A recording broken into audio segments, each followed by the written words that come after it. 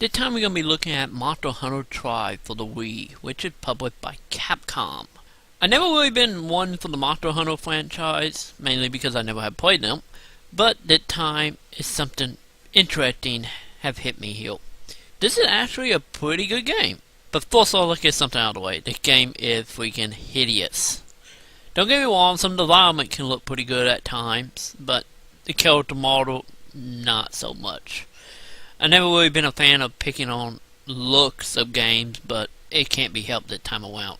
But with that out of the way, a Monster Hunter Tribe starts out with you pretty much being an adventurer coming to this little island to pretty much protect them from the monsters and dinosaurs and whatnot who plague the area.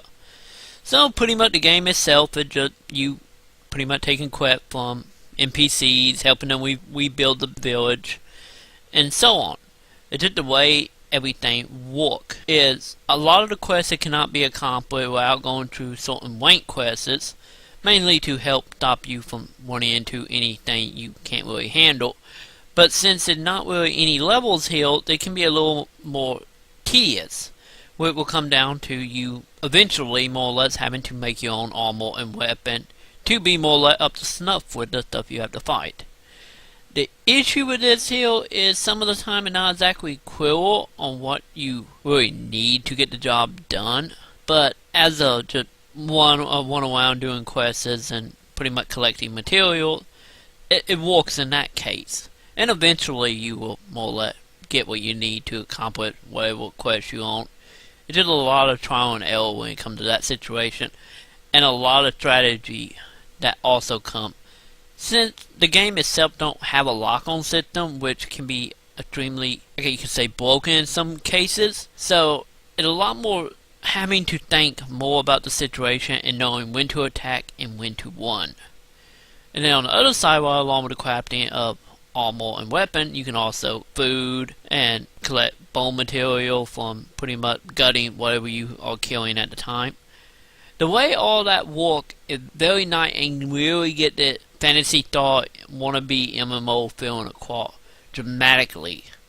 The problem is with this here is you might want a classic controller while playing it. Cause playing it with waggle control doesn't work. Playing it with Nunchuk and the Wiimote, it works, but the problem is if you do it button based, the way the buttons are laid out on the Wii remote can get a little taxing and pretty easy to get your hand clamped if you're not careful. With the game taking up to anywhere from 30 hours plus if you add the online mode into it, bet probably your hand holding a bit, so I recommend the classic controller for this. The only other real issue outside of trial and error gameplay, which some might love and some might hate depending on your point of view, is pretty much the load times.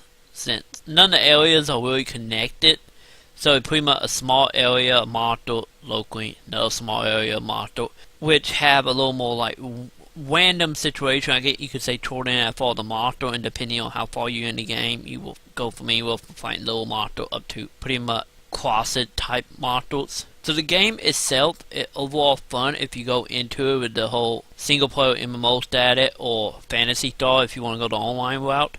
So overall, I give Monster Hunter Tribe for a Wii a 4 out of 5.